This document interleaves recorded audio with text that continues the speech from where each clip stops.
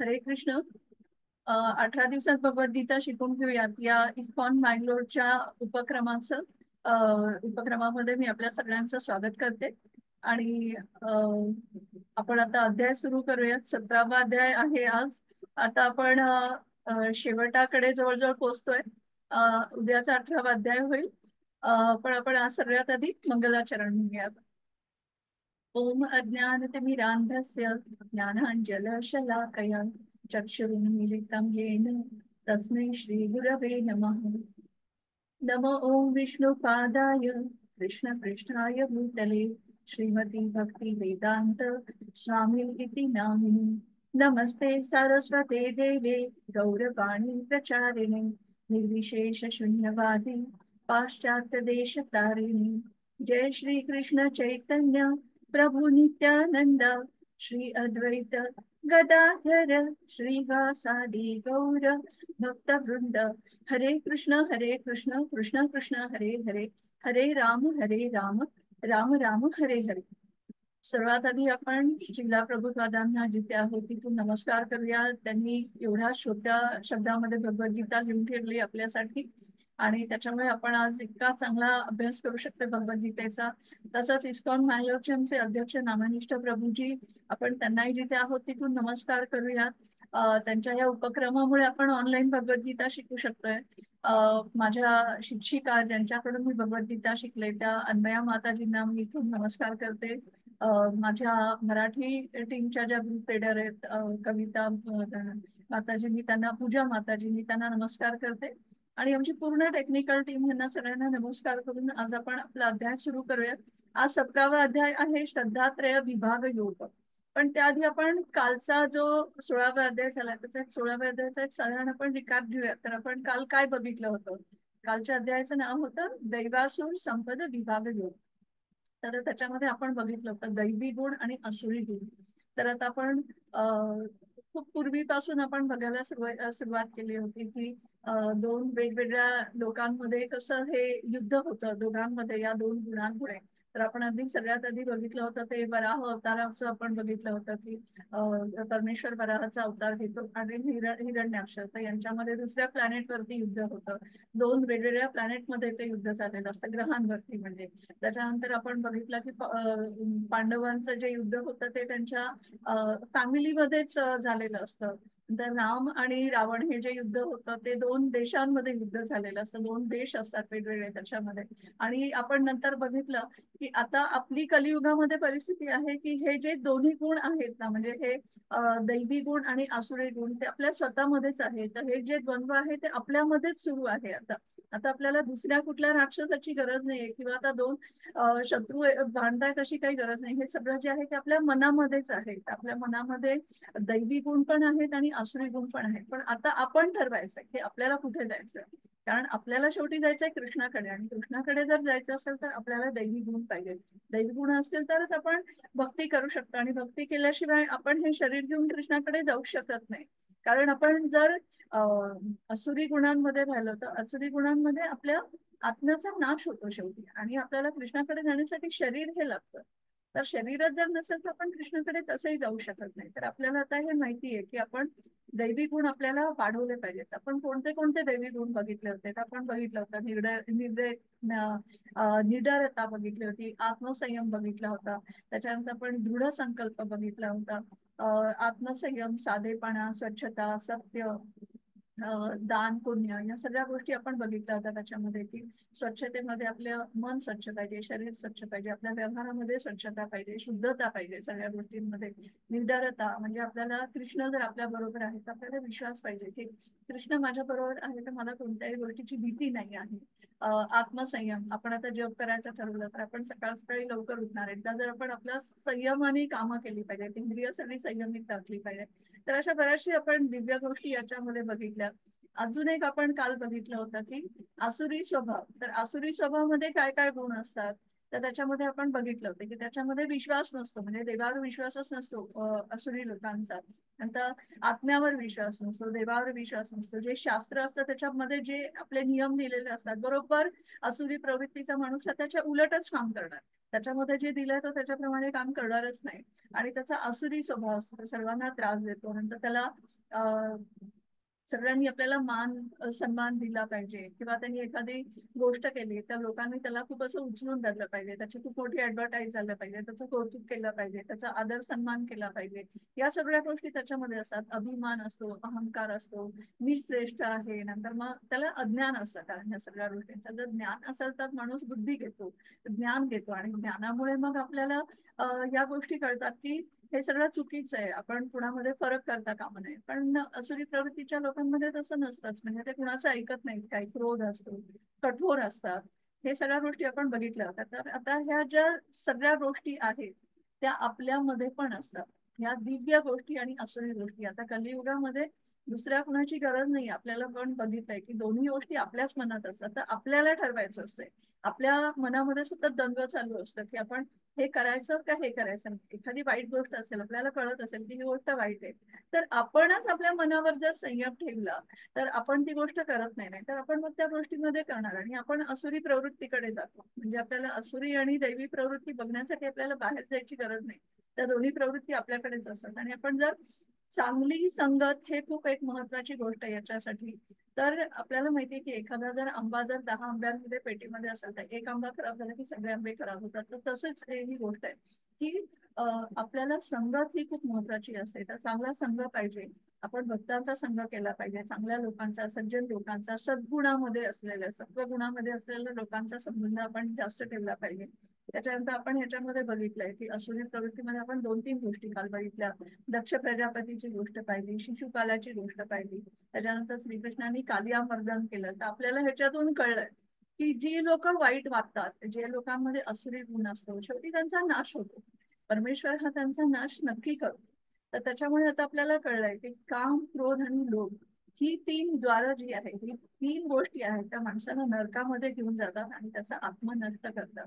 आणि त्याच्यामुळे तो कृष्णाकडे जाऊ शकत नाही. तर आता आपण हे सगळं काल बघितलं याच्यामध्ये. आणि आता आपण पुढे जाऊया ते अध्यायामध्ये. आता हा 17वा अध्याय आहे. तर 17वा अध्याय जो आहे त्याच्यामध्ये आपल्याला आता श्रीकृष्णांनी काय सांगितलंय बघूया. की त्याच्यामध्ये आता बऱ्यापैकी कृष्णांनी आहार कसा घ्यावा, आहाराने माणसावर काय फरक पडतो, आणि कुठल्या प्रकारची तप आहे. तर आता आपण बघूया ते अध्यायामध्ये पुढे काय आहे ते.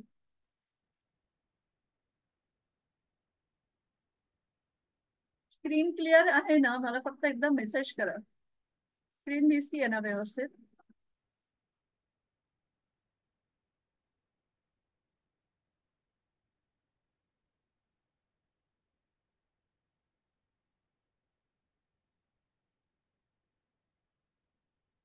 17वा अध्याय, श्रद्धात्रय विभाग योग. आता कालचा रिकॅप आपण घेतलाय, इथे आता स्क्रीनवर आहे तसं आपण एक पटकन बघूया. 3 मोड्स ऑफ मटेरियल नेचर, म्हणजे काल आपण बघितलंय सत्वगुण, रजोगुण, तमोगुण. आता आपल्याला कळलंय सत्वगुणामध्ये माणूस चांगलाच असतो, तमोगुणामधला जो माणूस, सत्वगुणातला माणूस भक्तिमय असतो, भक्ती करतो. तमोगुणामधला माणूस जो असतो तो खूप इच्छांच्या मागे असतो, त्याच्यामुळे तो सारखा धावतच असतो त्या इच्छा पूर्ण करण्यामध्ये, तो किती वेळ काम करू शकतो. त्याच्यानंतर रजोगुणामधला माणूस बघितला तो अतिशय आळशी असतो, त्याचा देवावर विश्वास नसतो. नंतर आपण आता हे बघितलंय की आपल्याला जर कृष्णाकडे जायचं असेल तर आपला आत्मा म्हणजे आपल्यामधला प्रवासी असतो ह्या शरीरामध्ये, हा शरीराचा रथ आहे. त्या रथामध्ये जी आत्मा असतो आतमध्ये, तर त्याला खरं तर जायचं असतं कृष्णाकडे. पण ही बुद्धी आहे, म्हणजे बुद्धी हा सारथी आहे या रथाचा. तर आपण बुद्धीने काम करायला पाहिजे, आणि बुद्धीने मन जे असतं आपल्या मनाला पूर्णपणे संयमित करायला पाहिजे बुद्धीने. म्हणजे आपली जी ही 5 इंद्रिय आहेत ना, ती सगळी व्यवस्थित कृष्णासाठी काम करते, म्हणजे कृष्णाकडे जाण्यासाठी काम करते. नाहीतर मग हे 5 इंद्रिय हे त्यांच्या त्यांच्या विषयाकडे जर जायचं ठरवलं तर आपण कृष्णाकडे कधीच पोहोचत नाही, आणि मग तो आत्मा आतमध्ये घाबरून जातो आणि आपण दुःखी होतो. तर हा आपण पूर्ण डिटेलमध्ये बघितलेलं आहे परवा दिवशीच्या अध्यायामध्ये. तर शुद्ध सत्व गुण, आता जर परमेश्वराकडे आपल्याला जायचं असेल तर आपल्याला ह्या 3ही गुणांच्या पलीकडे जायची गरज आहे, सत्वगुण, रजोगुण आणि तमोगुण. शुद्ध सत्वगुण म्हणजे गुणातीत होणे म्हणजे अनन्य भक्ती, कृष्णाची भक्ती करणे. आपण जे काही कर्म करतो ते कृष्णाला आपण त्याला जोडून घेणे आणि त्याचं फळ सुद्धा आपण कृष्णालाच पाहणे. म्हणजे सतत आपण जर कृष्णाची भक्ती जर करत राहिली तर आपण शुद्ध सत्व गुणामध्ये जातो आणि आपण कृष्णाकडे जातो. आता याच्यामध्ये दिलेलं आहे की आपण दैवी गुण कसे विकसित करावे आणि आपल्यातील राक्षसाचा पराभव कसा करावा. आता ही कालची स्लाइड आहे, आपण काल हे बघितलंय, पण आता त्याच्यावर सुद्धा आता इथे हे बॅलन्सिंग दाखवलंय, इथे हा बॅलन्स कसा करतो हे दाखवलंय याच्यावरती. आणि इथे हे दैवी गुण आहेत आणि हा असुरी गुण आहे. तर आपण मध्ये आहोत, तर आपल्याला ठरवायचंय की आपल्याला दैवी गुणामध्ये उचलून वरती जायचंय का आपल्याला असुरी गुणामध्ये वरती जायचंय. आपण हे ठरवायचं याच्यामध्ये. तर अर्थातच आपण दैवी गुण आपल्यामध्ये जास्तीत जास्त आणायचा प्रयत्न करायचा आहे. आता इथे हे गिगो दिलेलं आहे, म्हणजे गार्बेज इन आणि गार्बेज आउट. किंवा आपण म्हणजे ज्या गोष्टी आतमध्ये घेतो ना चांगल्या, तर चांगल्याच गोष्टी बाहेर जातील. म्हणजे जर मी भक्ती करणारी जर व्यक्ती असेल, माझ्या मनामध्ये जर मी खूप चांगले विचार असेल, तर जेव्हा मी बाहेर बोलेन तेव्हा मी चांगलंच बोलेन, माझ्या मनातले चांगले विचारच लोकांना सांगेल. पण जर मी सतत भांडण कटकट करत राहिलेली असेल, माझ्यामध्ये असुरी प्रवृत्ती असेल, तर माझी जी वाणी आहे, माझे शब्द आहेत, ते माझे सगळे शब्द पण वाईट येतील तोंडातून, माझ्या मनात चांगले विचार येणार नाही. तर आपल्याला हे नेहमी लक्षात ठेवलं पाहिजे की मनामधले विचार आपले हे नेहमी चांगले पाहिजेत. तर आपले शब्द जे आपल्या जिभेवर येतात ते शब्द चांगले येतात आपले. त्याच्यानंतर आपण खूप चांगलं काम करू शकतो. नंतर आपल्या सवयी चांगल्या राहतात, आपलं चरित्र चांगलं राहतं. तर ह्या सगळ्या गोष्टी खूप महत्वाच्या आहेत. तर आपल्याला हे आपल्या प्रॅक्टिकल लाईफमध्ये ह्या सगळ्या गोष्टी आणायच्या आहेत. नाहीतर मग आपण जर ह्याच्यात अडकलो गेलो वाईट गोष्टींमध्ये, तर ही मुलगी कशी दलदलीमध्ये फसलेली दाखवली, आपण त्याच्यातून कधीच बाहेर येणार नाही. एकदा का आपण वाईट गोष्टींच्या सवयी लागल्या ना, त्यातून त्या सुटायला खूप अवघड असतं. म्हणून आपण सगळ्यात महत्वाचं काय बघितलं होतं, तर वाईट संगत जी असते ना ती खूप वाईट असते, त्याच्या जवळ आपण नाही जायचं. आपण नेहमी चांगल्या व्यक्तींच्या संपर्कात राहायचं. आपल्याला जर एखादा मित्र पण जर नसतील ना जवळपास, तर आपण चांगलं पुस्तक वाचावं, तो आपला खूप चांगला मित्र होतो. पण एखाद्या वाईट मित्राशी कोणी मित्र नाही म्हणून त्याच्याशी तुम्ही मैत्री करून आपला स्वतःचा स्वभाव खराब करून घ्यायचा, आपल्या स्वतःच्या आचरणामध्ये वागण्यामध्ये वाईटपणा आणायचा. त्याच्यापेक्षा एक चांगला जो पुस्तक असतो तो तुमचा खूप चांगला मित्र होऊ शकतो.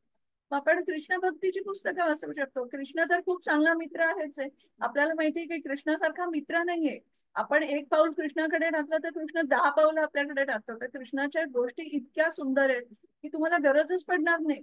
तुम्ही एकदा पुस्तक हातात घेतलं की ठेवणारच नाही. तर आपण असा विचार करायचा की आपल्याला कसं चांगलं वागता येईल. आता सर्वात श्रेष्ठ गुण कोणता आहे? शुद्ध सत्वगुण. आपण कृष्णाची पूजा करायची आणि शुद्ध सत्वगुणांनी आपण कृष्णाकडे जाऊ शकतो.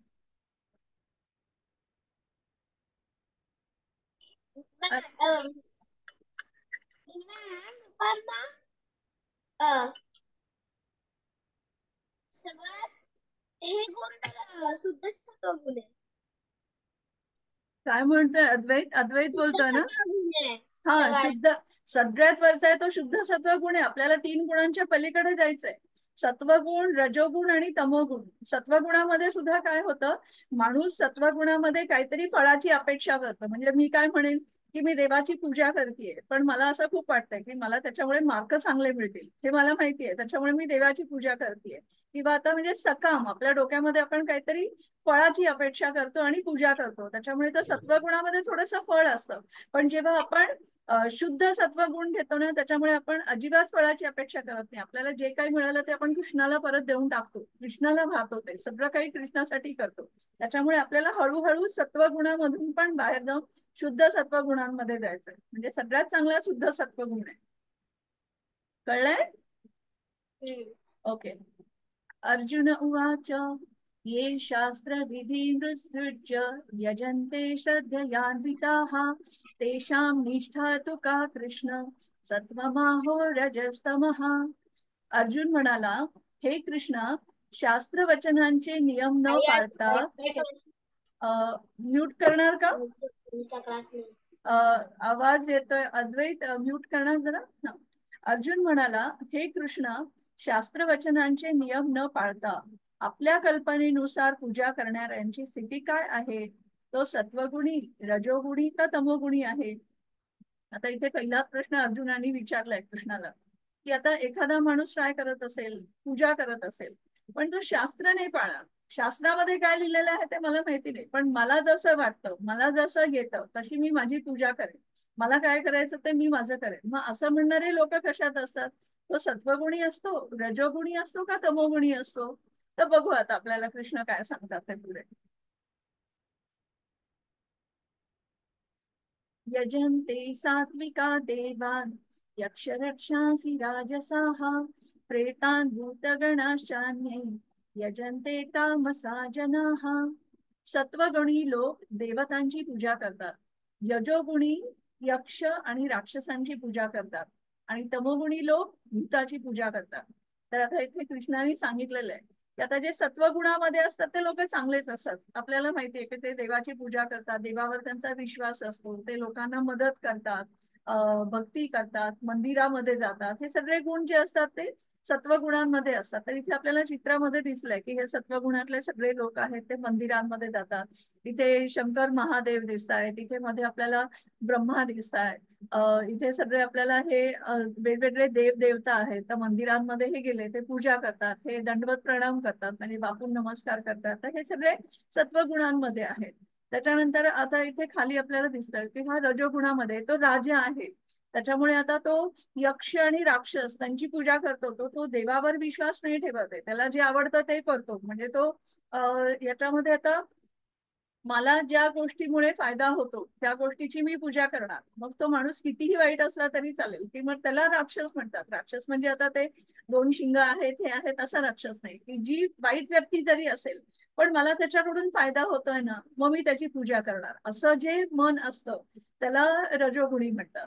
आता याच्यामध्ये एक छोटीशी गोष्ट सांगते म्हणजे कळेल की राक्षसांची पूजा कशी आहे. तर आता आधी मध्ये काय झालं होतं, महायुद्ध झालं होतं ना, जेव्हा प्रभुपादांनी ही गोष्ट सांगितली की महायुद्धाच्या वेळेला काय झालं होतं, सगळ्या अन्नधान्याचा तुटवडा झाला होता. त्यावेळेला खूप अन्न कमी मिळतं आणि सगळं महाग झालेलं असतं. एक व्यापारी काय करतो, ते सगळं अन्नाचा सगळा साठा केलेला असतो त्याच्याकडे, आणि तो त्या काळामध्ये ते विकतो आणि त्याचे खूप पैसे मिळवतो, खूप पैसे मिळवतो. आणि त्याला कारण एकतर अन्नाचा साठा कमी झालेला असतो, मग लोक वाटेल त्या किमतीमध्ये ते घेतात आणि मग त्या व्यापाराचा खूप फायदा होतो. पण ऍक्च्युली हे चुकीचं आहे. खरं तर जेव्हा साठा कमी होतो, जेव्हा आपल्याकडे असं अन्नधान्याची कमी असते किंवा युद्ध चालू असतं आणि वाणीची वेळ असते, तर आपण आपल्या लोकांना मदत करायला पाहिजे. पण तो तसं करत नाही आणि खूप पैसे कमावतो. आणि मग काय करतो, तो हिटलरची पूजा करतो. कारण महायुद्धामध्ये महायुद्ध कुणामुळे होतं, हिटलरमुळे होतं. आणि हिटलरची पूजा का करतो, कारण हिटलरमुळे त्याला पैसा मिळतो, महायुद्ध होतं आणि पैसा मिळतो. तर अशा प्रवृत्तीची लोक असतात रजोगुणी लोक, की त्याच्यामुळे तो माणूस किती का वाईटच आहे ना, त्यांनी युद्ध केलं त्याच्यामध्ये करोडो लोक मेले, ते नाही बघणार. तो काय म्हणेल, बरं झालं हे झालं ना, या माणसामुळे मला पैसे मिळाले. तर अशी माणसं जी असतात ना ती रजोगुणांमध्ये असतात आणि ती अशा राक्षसी प्रवृत्तीच्या लोकांची पूजा करतात. आता सगळ्यात खाली जे गेले ते तमोगुणी लोक बुद्धाची पूजा करतात. आता तमोगुणामध्ये म्हणजे ते अज्ञानी लोकच असतात, त्यांना काहीच कळत नसतं. म्हणजे ते कुणीतरी काहीतरी म्हणतं ह्या दगडाची पूजा करा, ह्याची पूजा करा, आणि ते काहीही करू शकतात. भूत वगैरे ह्या लोकांची पूजा करतात. तर हे बरोबर नाहीये, पण त्यांना अज्ञान असतं त्याच्यामुळे हे करतात. आता इथे परत एकदा दिलं आपल्याला हे सगळ्या गुणांच्या पलीकडे जाऊन शुद्ध सत्व गुणांमध्ये जायचं, म्हणजे शुद्ध चांगुलपणा, कुठलाही मनामध्ये अविचार आणायचा नाहीये. आपल्याला चांगलंच राहायचं आयुष्यामध्ये, की कुणाला फसवायचं नाही. आपण काल ते गुण बघत होतो की कुणाला फसवू नये, आपण नेहमी सत्यच बोलत राहावं. आपण ह्या सगळ्या गोष्टी बघितल्या की नाही काल सत्व गुणांमध्ये, की आपण ज्या काही गोष्टी व्यवहारामध्ये पण आपल्याला शुद्धता पाहिजे, कुणाला चीट नाही करता कामा नये, म्हणजे कुणी आपल्याला विश्वास ठेवतं तर त्याचा विश्वास सोडणं, ह्या सगळ्या गोष्टी नाही करायच्या. अगदी आपण चांगलंच वागायचं, एखाद्या माणसाला मदत करायलाच पाहिजे आपण, तर आपण मदत केली पाहिजे त्याला. आपण भक्तांचा सहवास करायचा. जे लोक दुर्गुणी लोक आहेत किंवा ज्यांची संगती चांगली नाहीये, आपण बिघडू शकतो त्यांच्यामध्ये, त्यांच्यापासून आपण चार हात लांबच राहायचं आपण त्यांच्यापासून. आता इथे दिलंय की आपल्याला आता कुठं जायचं, तर शेवटी आपल्याला कुठं जायचंय हे देव आपल्याला विचारतोय, की देवानी आपल्याला सांगितलंय. पण आता काय, जे आता इथे दिलंय की पूजा. आता आपण जर कृष्णाची पूजा केली तर काय होईल, तर आपण कृष्णाची पूजा केली तर इथून आपण जेव्हा जाऊ त्यावेळेला आपण वैकुंठात जाऊ किंवा गोलोक वृंदावन मध्ये जाऊ. नंतर आपण जर देवी देवतांची पूजा केली, म्हणजे कृष्णानंतर आता देवी देवी देवता आता खूप आहेत. आता दुर्गा माता आहे, त्याच्यानंतर आता गणपती बाप्पा आहे किंवा शंकर बाप्पा आहेत. आता हे सगळे देव आहेत. त्या वेगवेगळ्या देवांची जर आपण पूजा केली तर आपण स्वर्गामध्ये जाऊ. राक्षस असुर असे लोक, अशी जर ह्यांची जर पूजा करत राहिलो तर नक्की नरकामध्ये जाऊ, कारण ते वाईटच असतं. नंतर मग आता घोस्ट, भूत, आत्मा, काही लोक आता ते ब्लॅक मॅजिक वगैरे करतात. मग ते काय करतात, मग ते पुढच्या जन्मामध्ये त्यांना भूताचाच जन्म मिळतो, म्हणजे ते भूताच्या ग्रहावरच जातात. नंतर मग आता हे गुरु पीपल म्हणजे गुरु लोक परंपरा प्रणालीतून येत नाही. आता म्हणजे हे कसं आहे की जे परंपरेमधून जे येऊन परंपरेतून येत नाही, तर त्यांना म्हणजे कसं आहे की त्याला काही तसा काही अर्थ नसतो. परंपरेतून आलेली जी लोक असतात ती व्यवस्थित त्यांना आयुष्य मिळतं, आणि आयुष्यामध्ये ते व्यवस्थित जेव्हा जातात तेव्हा पण ते कृष्णाकडे जातात. पण असं मध्ये आधे जर कुठून येऊन जर तुम्ही कुठली गोष्ट करायची ठरवली, तर त्याला त्या आयुष्याला काही अर्थ नसतो. तर आपल्या आहाराशी संबंधित आजार. तर आता आपल्या आहाराशी आपण जो आहार घेतो की नाही, इथे कृष्णाने ना आहाराविषयी आता खूप छान सांगितलंय की आपण जे जेवतो, जे अन्न खातो, त्याचा आपल्या आयुष्यावर कसा फरक पडतो. तर आता हे जे काही आपण अन्न खात असतो त्याचं 3 घटकांमध्ये त्या अन्नाचं विभाजन होतं. सगळ्यात आधी जे असतं ते अन्न जे आपल्याला लागत नाही, म्हणजे आपल्या शरीराला त्याचा काही उपयोग नसतो, ते सगळं मल तून याच्यामधून ते बाहेर जातं, म्हणजे आपण शरीरातून टाकतो. It gets adjust from the body. आणि मिडलिंग घटक जे असतात ते आपल्या देहामध्ये शोषले जातात, म्हणजे रक्तामध्ये त्याचं शोषण होतं. आपण जे आपलं शरीर घेतं ते चांगलं अन्न आहे, त्याचं रक्त तयार करतं वगैरे वगैरे असं सगळं आहे. आपल्या शरीराला चालना मिळते त्याच्यामुळे, तर त्याचा उपयोग होतो. आणि सगळ्यात चांगला जो घटक असतो त्यांनी आपल्या मनावर फरक पडतो, म्हणजे मन शोषून घेतं, म्हणजे चेतनामध्ये जातं ते, बुद्धी मिळते आपल्याला त्यांना. ते आपण असे त्या 3 प्रकार होतात त्या अन्नाचे. आता पुढे बघूयात आपण. तर आता इथे व्यवस्थित दिलेलं आहे पूर्ण डिटेलमध्ये की सात्विकांना प्रिय असलेले जे अन्न असतं, म्हणजे आयुष्य वाढवणारं, आयु वाढवणारं म्हणजे आयुष्य वाढवणारं, जीवन शुद्ध करणारं आणि शक्ती, आरोग्य, आनंद आणि समाधान दिलेलं अन्न असतं. असे अन्न रसमय, स्निग्ध, निरोगी आणि हृदयाला आनंददायक असते. तर आता सगळ्यात चांगलं अन्न म्हणजे सात्विकांना, सात्विकांना म्हणजे जे सत्वगुणामध्ये आहेत, तर त्यांना हे कुठलं अन्न प्रिय असतं की एकदम अगदी ताजं अन्न असतं ना. म्हणजे थोडक्यात सांगायचं तर सगळ्यात साधं शाकाहारी जे अन्न असतं ना, ते इथे आपल्याला या पानावरती दिसतंय. केळीच्या पानावर आपल्याला खूप छान दिसतंय. आपल्याला दही दिसतोय, भात दिसतोय, पुरी आहे, पुरी किंवा पोळी आहे, भाज्या आहेत, त्याच्यामध्ये थोडीशी फळं घातलेली आहेत, कोशिंबीर आहे, चटण्या आहेत. हे जे काही ताजं ताजं जे बनवलेलं शाकाहारी अन्न आहे ना, हे अन्न सगळ्यात चांगलं असतं. सगळ्यात चांगलं म्हणजे अगदी ताजं अन्न, की अगदी आपण जेवायच्या आधी काही काही तास आधी ते बनवलेलं असतं, किंवा अगदी गरम गरम पण आई आपल्याला कधी कधी शाळेतून आलं की वाढते की नाही, की गरम गरम जेवून खा. आधी आई पहिल्यांदी आपल्याला सांगत असते. संध्याकाळी जरी बाहेर न खेळून आले तरी आई आधी काय म्हणते, हातपाय धुवून ये आणि जेवायला बस. म्हणजे त्याच्या मागे उद्देश हाच असतो की आपल्याला गरम गरम अन्न खायला मिळावं, आणि ते आपल्या बुद्धीला चांगलं असतं, आपल्या शरीराला निरोगी ठेवतं. आपल्याला अन्न जर गरम गरम छान खाल्लं आणि ताजं खाल्लं तर आपल्याला एकदम असं प्रसन्न वाटतं, लाईट वाटतं, आपल्याला काम करायला उत्साह येतो, आपल्यामध्ये शक्ती येते, ताकद असते, कारण त्याच्यामध्ये कसं निरोगी अन्न असतं, ते शुद्ध अन्न असतं. आता दुसरं अन्न कडू आहे, आंबट आहे, खारट आहे, खूप गरम आहे, मसालेदार आहे, कोरडे आणि जळणारे पदार्थ, हे सगळं कुणाला आवडतं तर रजोगुणातल्या लोकांना आवडतं. आता रोज रोज पापड तळून खायचे, रोज रोज वडे तळून खायचे, किंवा आता त्यांना खारट, खूप मीठ लागतं काही काही लोकांना, ते मीठ जास्त घातल्याशिवाय ते जेवतच नाही, त्यांना मीठ लागतंच. मसालेदार म्हणजे खूप रसाच्या भाज्या असतात, तिखट असतं. त्याच्यानंतर मग काय काय असतं ते आंबट आंबट आहे, कडवट आहे, पण त्यांना हे आवडतं. हे जे असतं ते रजोगुणातले व्यक्ती असतात, म्हणजे त्यांना काय असतं, खूप इच्छा असतात, ते असे खूप मागे लागत असतात की मला हे पाहिजेच पाहिजे. तर हे जे खाणं असतं ना, याच्यामुळे त्यांच्या डोक्यामध्ये त्या इच्छांचं जाळं असतं खूप, म्हणजे खूप इच्छा असतात, तर आपल्या खाण्याचा आपल्या आयुष्यावर असा फरक पडत असतो. त्याच्यामुळे आता या अन्नामुळे काय होतं, शोक, दुःख आणि रोगराई. आता हे रोज रोज आपण जर तळलेलं खाल्लं तर आपल्याला माहितीये रोगराई म्हणजे पोट दुखणार, काहीतरी आजार होणार, लिव्हरचे आजार होणार, दुःख होतं, आपल्याला खूप वाईट वाटतं. कारण हे अन्न कसं असतं, हे शाकाहारी अन्न जरी असेल किंवा नसेल तरी त्या अन्नामध्ये आनंददायी आणि आरोग्यदायी नसतं ते अन्न. त्याच्यामुळे त्याच्यामध्ये शोक, दुःख, रोगराई होते. मग जेवणाच्या 3 तास आधी, आता हे तामसी लोक, आता तमोगुणातले लोक काय करतात, जेवणाच्या 3 तास आधी शिजवलेले, बेचव, नासलेले, उष्टे, दुर्गंधीयुक्त, अपवित्र, हे सगळं जे अन्न असतं ते तामसी लोकांना आवडतं. म्हणजे फ्रीज मध्ये ठेवलेलं असतं. तर खूप लोक, तमोगुणातली लोक तर खूप आळशी असतात, आपल्याला माहितीये. आता ते काय करतात की आपण कसं आता आई आता तुम्हाला सगळ्यांना जे अन्न देते ते पटकन असं गरम गरम ताजं ताजं शिजवून देते. पण तमोगुणातील लोक असतात ते काय करतात, आणतात किंवा एकदाच कुक करतात आणि ते फ्रीजमध्ये त्यांनी ठेवलेलं असतं.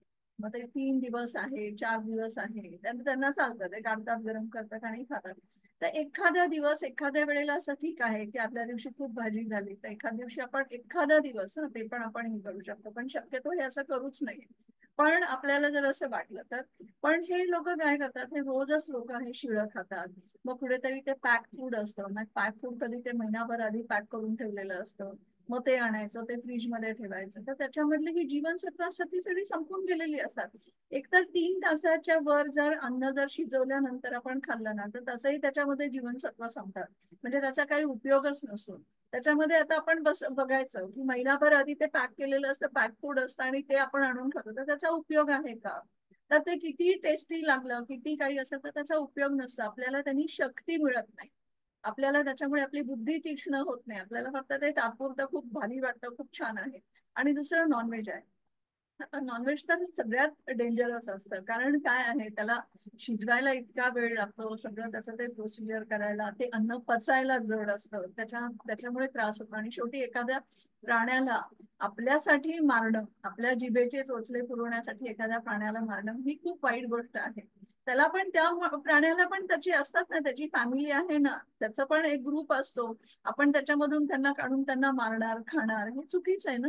देव असं नाही म्हणत. देवानी आपण काल बघितलंय, देव काय म्हणतो की मी तुम्हाला सगळ्यांना सगळ्या प्रकारचं अन्न दिलंय, भरपूर फळं दिली आहेत, दूध दिलंय, भाजीपाला दिलाय सगळा. मग हे सगळं नाहीये तर गोष्ट वेगळी. अगदी काही काही परिस्थिती अशा असतात की एखाद्या ठिकाणी काही नसतं, मग त्यावेळेला हे लोक असं खातात, ती गोष्ट वेगळी आहे. की म्हणजे आता आपण पण त्यांच्याशी आपण कंपॅरिझन नाही करायची. इन जनरल आपल्याला जर सगळ्यांना सगळ्या गोष्टी मिळत असतील खायला, तर आपण शक्यतो याला हात लावायचा नाही, हे लक्षात ठेवायचं. आता हे आपण 3 गुणांमधले पदार्थ बघितले, तर हे आता असे पदार्थ आहेत. आता इथे हे बघितलेलं, आता हे साधं सोपं जेवण आहे. अगदी आपल्याला दिसतंय, भात दिसतोय, याच्यामध्ये गोड पदार्थ असतात, रोजचं जेवण आहे, ताजा भाजीपाला आहे, याच्यामध्ये कडधान्य आहेत. आपल्याकडे कडधान्य, आणि आपल्याकडे तर भयंकर कडधान्य, भारतामधलं तर अन्न जे आहे ना, जेवण आहे, ते सगळ्या जगभर प्रसिद्ध आहे. म्हणजे आपल्याला तर एक खरंच खूप आनंदाची गोष्ट आहे की आपल्याला खूप गोष्टी मिळतात आणि आपल्याला जवळ मिळतात सगळ्या गोष्टी. तर आपण त्याचा फायदा नक्की करून घ्यावा. रोजच्या जेवणामध्ये कडधान्य आहे, हिरवा ताजा भाजीपाला आहे, पोळी आहे, भाकरी आहे, भात आहे. आपल्याकडे भात सुद्धा वेगवेगळ्या प्रकारांनी आपण करतो.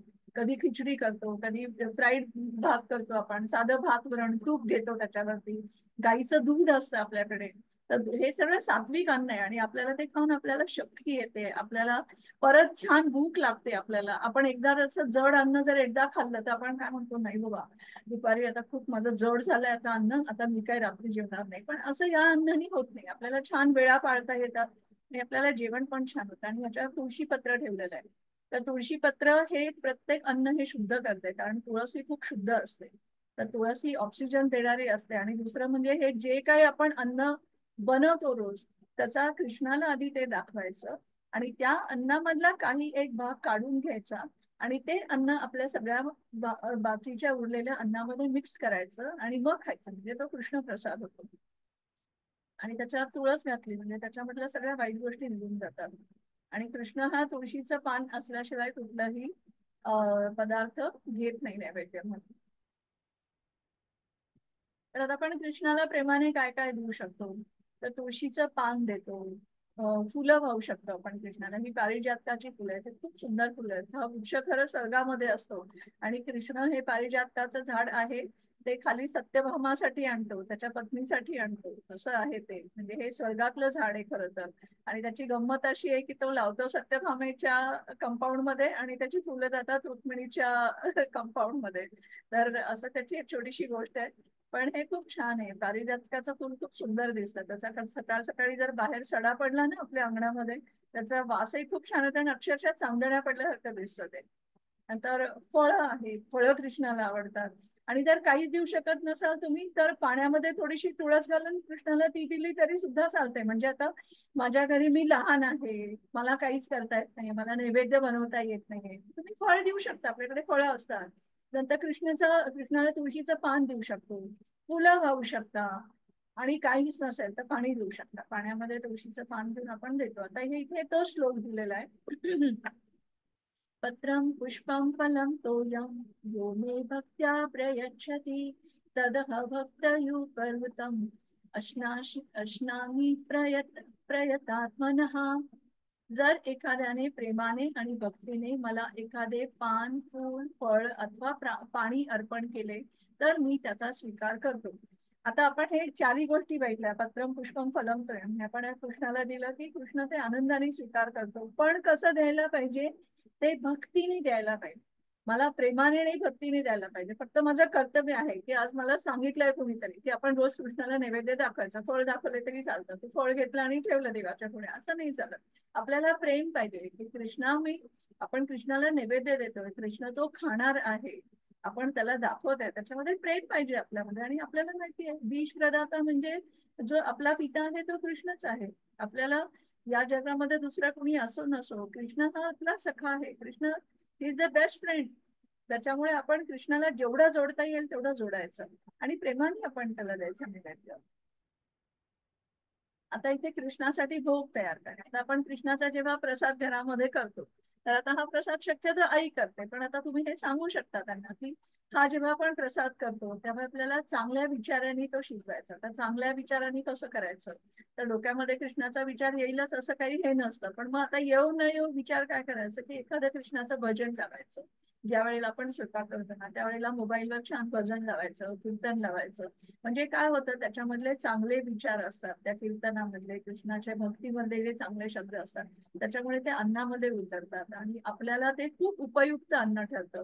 एकदा कृष्णाला प्रेमाने आणि भक्तीने, मग तो जो प्रसाद झालेला असतो प्रेमाने भक्तीने आपण द्यायचा.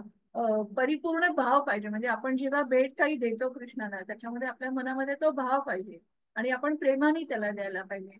कृष्ण प्रसादाचा सन्मान करायला पाहिजे. म्हणजे आपण तो प्रेमाने तो प्रसाद आपण घ्यायला पाहिजे आणि आपण लोकांना सुद्धा द्यायला पाहिजे. कृष्ण प्रसादामध्ये खूप शक्ती असते, त्याच्यामुळे बुद्धी पण खूप तीक्ष्ण होते, आपली चेतना खूप तीक्ष्ण होते. त्याच्यामुळे आपण कृष्ण प्रसाद हा नेहमी घ्यावा आणि लोकांना पण तो द्यावा.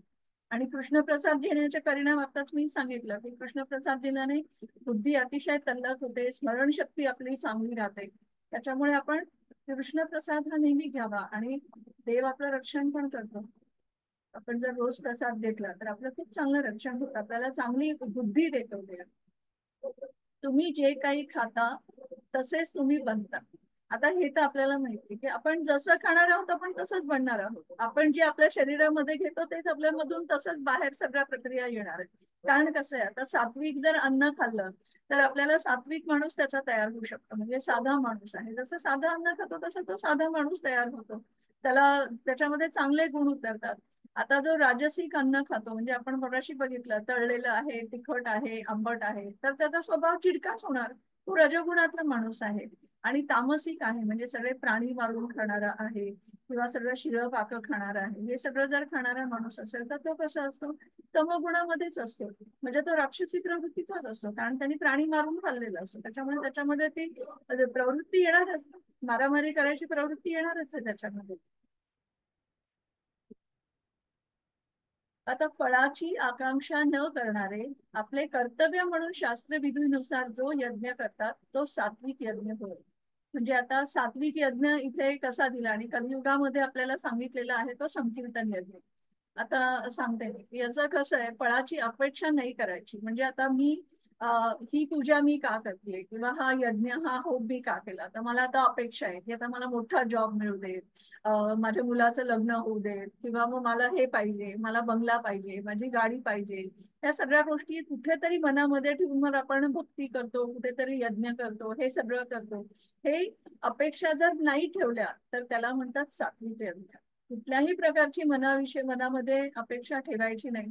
आणि शास्त्रविधीनुसार जसं शास्त्रामध्ये सांगितलेलं आहे की हा यज्ञ असा केला पाहिजे, असे मंत्र म्हटले पाहिजे, अशा पद्धतीने जर तो यज्ञ केला तर त्याला सात्विक यज्ञ म्हणतात.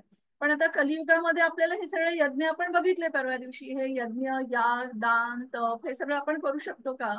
आपण नाही करू शकत. आपल्याकडे ना एवढा वेळ आहे ना एवढा पैसा आहे.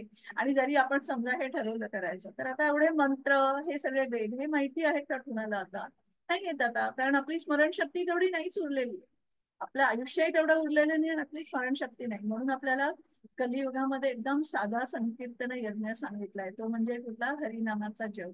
हरे कृष्ण कृष्णा कृष्णा हरे हरे, हरे राम राम राम हरे हरे. हा एक खूप छान जप आपल्याला सांगितलेला आहे. शरीर मन आणि शब्द, शरीर मन आणि शब्द या गोष्टी आयुष्यामध्ये आपल्या खूप महत्वाच्या आहेत, म्हणजे आपलं सगळं बॅलन्स करतात. इथे ते health balances life, love give, quality of life, peace, optimal, म्हणजे या सगळ्या ज्या गोष्टी आहेत ना, शरीर मन आणि शब्द, ह्या सगळ्या गोष्टी, आपण काय आहार घेतो, आपण काय विचार करतो, आपण कसं तप करतो, ह्या सगळ्या वेगवेगळ्या गोष्टींमध्ये या गोष्टी अवलंबून असतात. आपण बघूयात पुढे हे डिटेलमध्ये आहे ते. आता परमेश्वर, ब्राह्मण, गुरु, आई वडील आणि शुद्धता, साधेपणा, ब्रह्मचर्य आणि अहिंसा अशा गुरूंची पूजा करणे म्हणजे शारीरिक तपश्चर्या होय. तर आता इथे तपाविषयी सांगितलंय. आता म्हणजे इथे तप कसे करायचे, कुठलं कुठलं तप करायचं, आता ह्याला काय म्हणतात, याला शारीरिक तप म्हणतात. तर शारीरिक तपामध्ये आपण काय करतो, गुरु आणि आई वडील, तर आता हे सगळ्यात महत्वाचे असतात. गुरु आणि आई वडील आपल्याला ज्ञान देतात. सगळ्यात पहिले तर गुरु जे असतात ते आपले आई वडील असतात, आपल्याला सगळं शिकवतात, चालायला शिकवतात, बोलायला शिकवतात. आई तर आपल्यासाठी कितीतरी करते, रात्र रात्र आई आपल्याला देऊन, लहान बाळ असतं तेव्हा आपले जागते, आपल्याला ती वाढवते, आपल्याला सगळं शिकवते. तर आई तर सगळ्यात मोठी गुरु असते. त्याच्यामुळे आई वडील गुरु यांची सगळ्यांची आपण आपल्या शरीराने, जे दिलेलं देवानी आपल्याला शरीर दिलंय, तर त्याच्याने त्यांची पूजा करायची, त्यांचा आदर सत्कार करायचा. याला म्हणतात शारीरिक तप. म्हणजे सगळ्यात आधी तुम्ही बाहेर गुरूंना तर आपण आदर देणारच आहे, पण आई वडिलांना पण आदर हा दिलाच पाहिजे. कितीही तुम्ही मोठे झालात तरी आई वडील हे आई वडीलच असतात, ते देवासारखेच असतात आपल्याला, तर त्यांना नेहमी आदरच दिला पाहिजे. वडील संध्याकाळी घरी आले की, मी परवा पण म्हटलं की पटकन एक ग्लास पाणी वडिलांना दिलंच पाहिजे. आई सुद्धा थकली असेल तर आईला मदत आपण केलीच पाहिजे. तसं छोट्या छोट्या गोष्टी आहेत, पण आपलं जे शरीर आहे ना, त्यांनी आपल्याला आई वडिलांना मदत करणं. ब्राह्मण आहेत जे पूजा अर्चा करतात, देव तर आहे, आपण देवाची पूजा करतो, ह्या सगळ्याला आपण शारीरिक तप म्हणजे ह्याची शरीराने आपल्या पूजा करणे, आपला त्यांचा आदर सत्कार करणे. त्याच्यानंतर ह्याच्यामध्ये आपल्यामध्ये काय पाहिजे, तर शुद्धता, साधेपणा, ब्रह्मचर्य, अहिंसा. तर आता ह्या सगळ्या गोष्टी आपल्यामध्ये पाहिजेत. ती शुद्धता आहे याच्यामध्ये. म्हणजे आपण मनाची शुद्धी पाहिजे, शारीरिक स्वच्छता पाहिजे. तर शारीरिक स्वच्छता आपण काल बघितल्या 3 प्रकारच्या. मन स्वच्छ पाहिजे आपलं. त्याच्यानंतर आपली बाह्य स्वच्छता पाहिजे, आपण स्वच्छ आंघोळ केली पाहिजे, आपलं शरीर स्वच्छ पाहिजे. आणि आपण जो व्यवहार करतो, जे काम करतो, त्याच्यामध्ये सुद्धा शुद्धता पाहिजे, त्याच्यामध्ये पावित्र्य पाहिजे, खोटं नाही बोललं पाहिजे. तर ह्या सगळ्या ज्या गोष्टी आहेत त्या म्हणजे हे सगळं शारीरिक तपामध्ये येतात. आणि याच्यामध्ये अजून एक गोष्ट होती, ती म्हणजे अहिंसा. तर अहिंसा ही फक्त प्राण्याला मारणं ह्याच्यातच होत नाही. आपण काल बघितलंय की एखाद्या व्यक्तीला आपण दुखवतो, ती सुद्धा अहिंसा आहे. एखाद्या व्यक्तीला आपण पुढे जाऊ देत नाही, ती सुद्धा अहिंसा आहे. म्हणजे एखादी गोष्ट जर भक्ती जर एखादी व्यक्ती करत असेल आणि ती जर आपल्यापेक्षा थोडी आता जर सुरुवात केली होती, तर आपण तिला मदत करायला पाहिजे, आपण त्याच्यामध्ये अडथळा नाही करायला पाहिजे, किंवा आपण कुणाला इतकं वाईट नाही वागलं पाहिजे कुणाशी. तर आपण हे सगळं शारीरिक तपश्चर्या आहे. आता इथे हा एक खूप छान श्लोक आहे, 9व्या अध्यायामधला, ऍक्च्युली हा 9व्या चॅप्टर मधला आहे. मन्मना भव मद्भक्तो मद्याजी नमस्करू माम ऐश्वैस युक्त्वैवम आत्मानं मत्परायणः. तर आता इथे असं दिलेलं आहे की आपण जे काही आपण हे वागतो, म्हणजे आपल्याला जर आपल्याला जर कृष्णाकडे जायचं असेल, तर आपल्याला काय करायला पाहिजे, तर आपल्याला मनमना भव मद बघतो मद्याजीमा नमस्करू, म्हणजे आपल्याला सतत कृष्णाला नमस्कार केला पाहिजे, चिंतन केलं पाहिजे, कृष्णाची भक्ती केली पाहिजे, ह्या सगळ्या गोष्टी आपल्याला केली पाहिजे. आणि आपल्याला जर म्हणजे तर आपण कृष्णाकडे जाऊ शकतो, आणि कृष्णाचं चिंतन हे सतत करायला पाहिजे. इथे आपल्याला हे दिसतंय की या वरती स्त्रिया आहेत त्या पण प्रणाम करतात, म्हणजे त्या नमस्कार करतात. तर हे जे आहे त्याला पंचांग दंडवत म्हणतात, आणि खाली जे इथे घातलंय त्याला दंडवत प्रणाम करतात. हे जे अशा प्रकारे पुरुष लोक जे करतात त्याला दंडवत प्रणाम म्हणतात, आणि हे जे स्त्रिया करतात त्याला पंचांग प्रणाम असं म्हणतात. अनुद्वेगकरम, एक मिनिट हा, screen दिसतंय.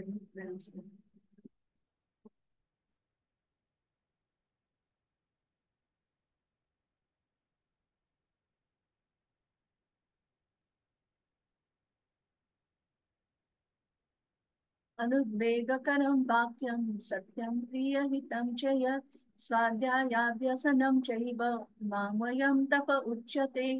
सत्य, प्रिय, हितकारक आणि इतरांना क्षुब्ध न करणारे शब्द बोलणे आणि नियमितपणे वेदपठण करणे याला वाचिक तप असे म्हणतात. तर आता आपल्याला मगाशी आपण बघितलं ते शारीरिक तप आहे, आता हे वाणी तप आहे म्हणजे वाचिक तप आहे. तर आता याच्यामध्ये आपल्याला काय सांगितलंय की तुम्ही समोरच्या व्यक्तीशी बोलताना ना तुम्ही मृदू भाषेमध्ये बोला, तुम्ही कोमल भाषेमध्ये बोला. म्हणजे तुम्ही असं आपण म्हणतो मधुर शब्दामध्ये, त्याची वाणी खूप मधुर आहे तर मधुर शब्द बोला. आपण कुणाला दुखवलं नाही पाहिजे, असं दुसऱ्याला वाईट वाटेल. कारण शब्द हे खूप आपण एकदा बोलून जातो, पण शब्द हे तलवारीसारखे असतात, ते शब्द मागे घेता येत नाहीत आपल्याला. त्याच्यामुळे शब्द वापरताना आपण नेहमी जपून वापरायचा प्रयत्न करायचा की कुणाच्या तरी हृदयामध्ये ते लागतील असं नाही. कारण आपल्याला माहिती की हृदयामध्ये परमात्मा असतो, जसं आपल्या हृदयात परमात्मा आहे तसा त्याच्याही हृदयामध्ये परमात्मा असतो, देव असतो तिथे. चतुर्भुज विष्णूचं रूप असतं प्रत्येकाच्या हृदयामध्ये. त्याच्यामुळे आपल्याला कोणत्याही परिस्थितीत कोणाला दुखवायचं नाहीये आणि आपला नियमितपणा करायचं. म्हणजे वेद पठण करणं असं सांगितलंय देवानी आपल्याला की नियमितप्रमाणे आपण वेद पठण करा, भगवद्गीता ऐका, भागवतम ऐका, कृष्णाच्या गोष्टी ऐका, ह्या सगळ्या गोष्टी आपण करायला पाहिजे. तर याला काय म्हणतात, वाणीचं तप. म्हणजे आपली वाणी ही शुद्ध पाहिजे, चांगली पाहिजे. आपण जे काही बोलतो बाहेर त्याच्यावर आपण पूर्णपणे आपलं नियंत्रण पाहिजे. आपल्याला संयमाने बोललं पाहिजे, कोणालाही दुःख देईल असं आपण बोलता कामा नये आणि वाईट शब्द कधीही काढू नये. जर तुम्ही तुम्हाला बोलण्याचा प्रस्ताव दिला तर नेहमी स्वतःला विचारा.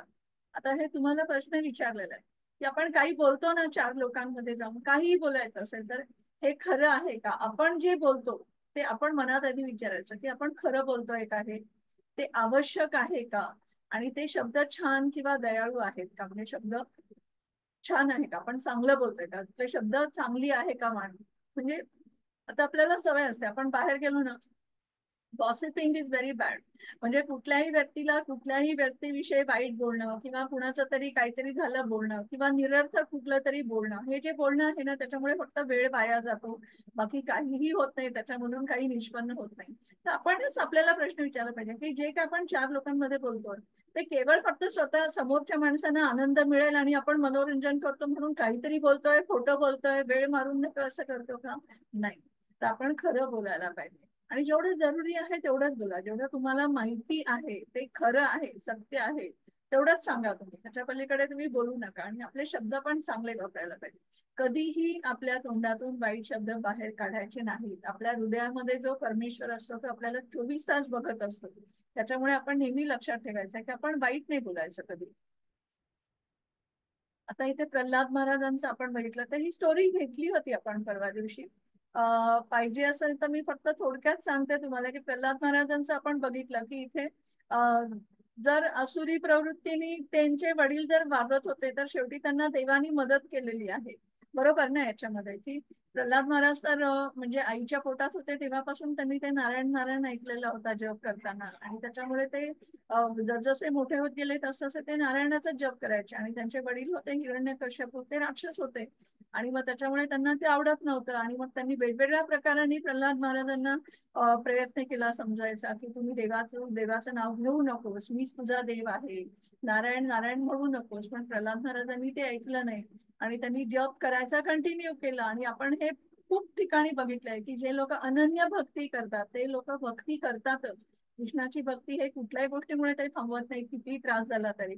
पण तरी सुद्धा आता इथे आपण बघतोय म्हणजे वेगवेगळ्या ठिकाणी त्याच्यामध्ये आगीमध्ये टाकतात, त्यांना कड्यावरनं टाकून देतात, हत्तीच्या पायाखाली द्यायचा प्रयत्न करतात, असं सगळ्या गोष्टी करतात. पण शेवटी देव त्यांना वाचवतो. एकदा ते विचारतात की या खांबात पण तुझा देव आहे का, तर ते हो म्हणतात आणि त्या खांबाला गदा मारतो हा हिरण्यकश्यपू, जोरात गदेने प्रहार करतो खांबावरती आणि त्याच्यामधून देव नृसिंह रूपामध्ये बाहेर येतो आणि हिरण्यकश्यपूला मारतो. तर आपल्याला माहितीये की असुरी प्रवृत्तीने जर राहिलं तर त्याचा विनाशच होतो. त्याच्यामुळे असुरी प्रवृत्तीने कधीही राहू नये. आणि जो भक्त असतो, देवाचा भक्त असतो, तर देव त्याचं कसंही रक्षण करतो. आता इथे कर्तव्य म्हणून योग्य व्यक्तीला योग्य स्थळी, वेळी आणि काळी प्रत्युपकाराची अपेक्षा न करता दिलेल्या दानाला सात्विक दान असे म्हटले जाते. तर आता दान हे सर्वश्रेष्ठ दान तसं बघायला गेलं तर आपण आता दान देताना काय म्हणतो की आता यांनी एवढा पैसा दिलाय, तर पैसा दिला, धन दिलं, वस्त्र दिली, हे सगळं आहे. तर हे सगळं खरंच मोठं दान आहे का? तर नाही. सगळ्यात मोठं दान काय असतं तर ज्ञान आहे. तुम्ही जेव्हा एखाद्या व्यक्तीला, आता तुम्हाला आता इथे या 18 दिवसामध्ये कळलेलं आहे की तुम्ही भगवद्गीता ऐकली आहे, त्यातले कितीतरी पॉईंट तुम्हाला समजले, तुम्हाला लक्षात राहिले. तुम्ही परत परत ते ज्या तुम्हाला PDF पाठवलेल्या आहेत ते वाचा, त्याच्यानंतर कृष्ण कथा वाचा, आणि आता हे सोडू नका, हे सतत वाचत राहा. आणि हे ज्ञान जेव्हा तुम्ही दुसऱ्याला देताना, जेव्हा दुसरा ऐकून घेणारा असेल तर हे सुद्धा कृष्णाने पुढे सांगितलेलं आहे. जर तो व्यक्ती ऐकून घेणार असेल तर सांगा, नाही तर तुमचा वेळ वाया घालवू नका परत. तर तुम्ही अशा चांगल्या व्यक्तींना जर ते सांगत असाल तर हे सगळ्यात मोठं दान असतं, कारण त्याला सात्विक ज्ञान म्हणतात. तुम्ही भगवद्गीता कुणाला बक्षीस दिली, आता कुणाचा वाढदिवस आहे तर लोक वेगवेगळ्या गोष्टी देतात, पण तुम्ही कृष्ण कथेचं एखादं छोटंसं पुस्तक दिलं तर तुम्ही कृष्ण भक्तीचा प्रसार करताय, तुम्ही कृष्णाची भक्ती करायला त्याला सांगताय, तुम्ही स्वतःही करता. तर हे सगळ्यात मोठं दान आहे. तर आपल्याला जेवढं काही आपल्याला कृष्णाची भक्ती पसरवण्यासाठी करता येईल, किंवा अन्नदान आपण करू शकतो. आणि अन्नदान करताना सुद्धा आपण घरनं सुद्धा अन्नदान करू शकतो, आपल्या घरी बनवून आपण ते देऊ शकतो, मंदिरामध्ये तर नेऊन देऊ शकतो, मंदिरामधून पण अन्नदान करताना आपण मदत करू शकतो. पण घरी जरी गेलं तरी आधी ते कृष्णाला द्यापायचं, म्हणजे तो कृष्ण प्रसाद म्हणून आपण दान करतो. आता इथे राजसिक दान.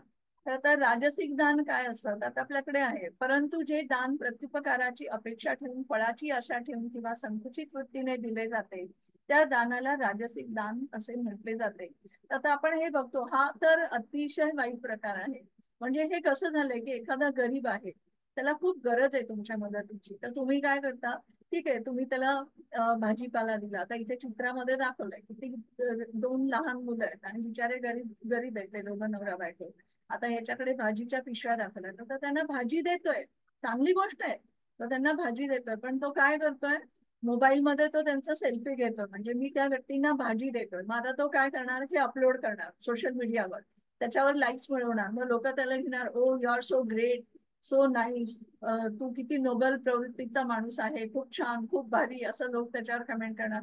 पण ह्याला काय म्हणतात, हे राजसिक दान आहे, म्हणजे हे रजोगुणातल्या व्यक्ती आहे. तुम्ही जर एखाद्या माणसाला दान दिलं तर ते काही जगभर सांगायची गरज नसते, मग त्याचा उपयोगही नाही ना. म्हणजे तुम्ही ते दान त्याला मदत म्हणून खरंच करताय का?